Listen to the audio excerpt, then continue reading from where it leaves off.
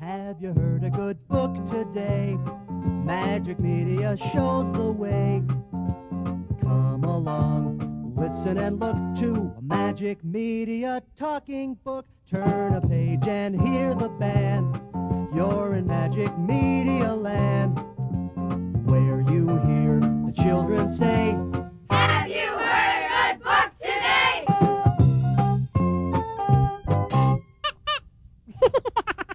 Hi, boys and girls. This is Mr. Magic. All ready to enjoy your Magic Media talking story?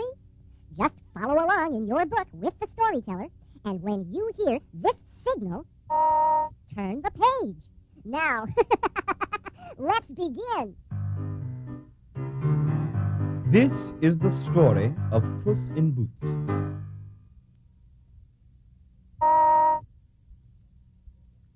Once there was a miller who had 3 sons. When he died, his belongings were divided among them. The oldest son received the mill. To the second, he left a brown donkey. The youngest son received only a big cat, and he wept because he did not know how he could make a living for himself and the cat.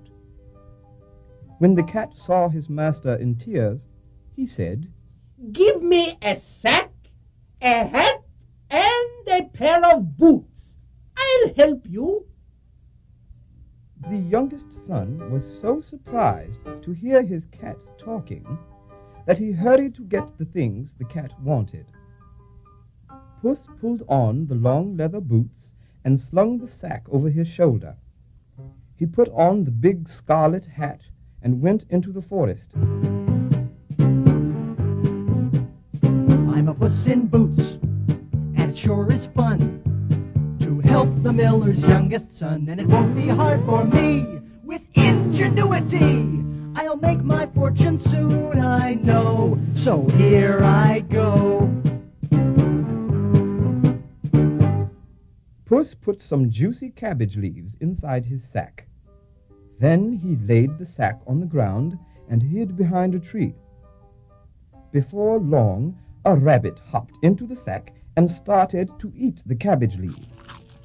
Puss jumped from his hiding place and trapped the rabbit in the sack.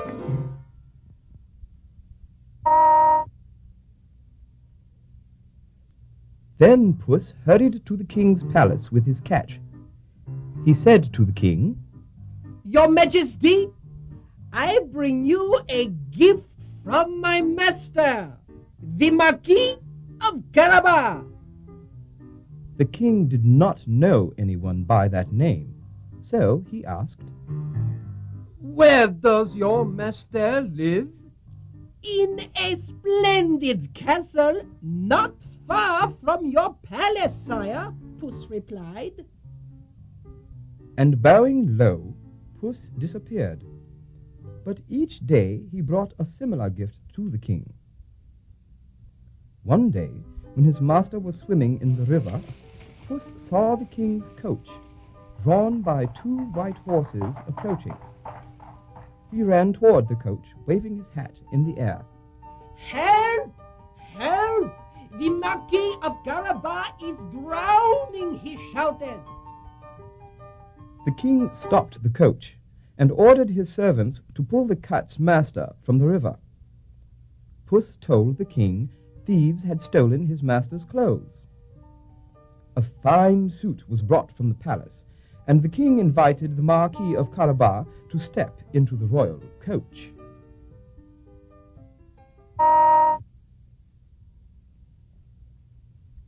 The clever cat then ran down the road ahead of the coach and called to some men who were working in the fields.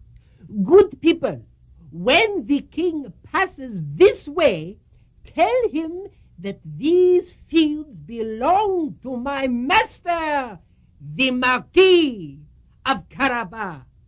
If you do not say that, you will spend the rest of your lives in prison." The workmen were so frightened that when the king stopped and asked them who owned all of the land, they answered, the Marquis of Carabas. The king was amazed at the riches of the young man sitting beside him in the coach.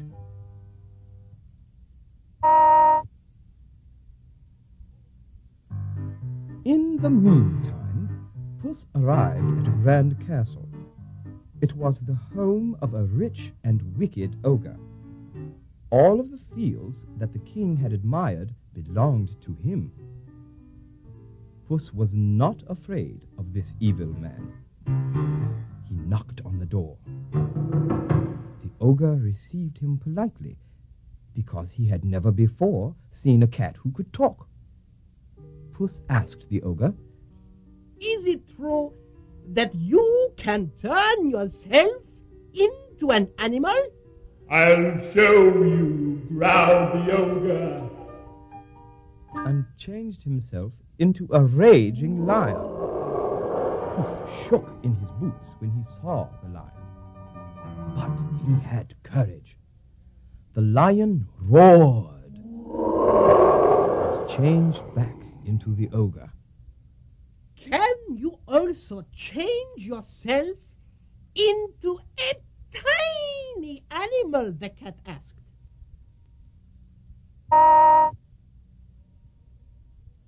Of course I can.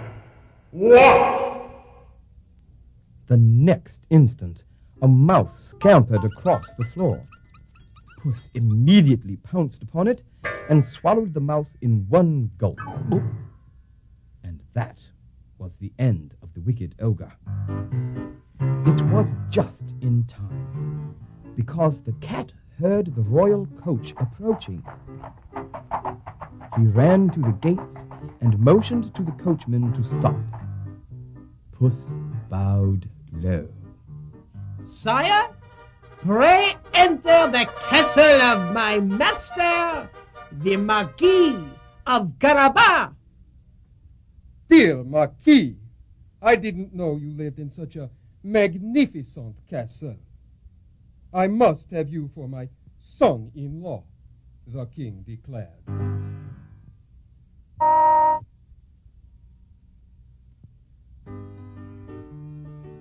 The miller's son was too surprised to speak. How pleased I am that my father left me that clever cat, he thought. The Marquis and the king became good friends. There was a great celebration in the land when the king's daughter, a beautiful princess, married the Marquis of Carabas. They loved each other dearly and lived happily ever after. I'm a Puss in Boots, and I'm the best. My master's now a big success, and it's all because of me and ingenuity. I made my master's dreams come true. They're my dreams too.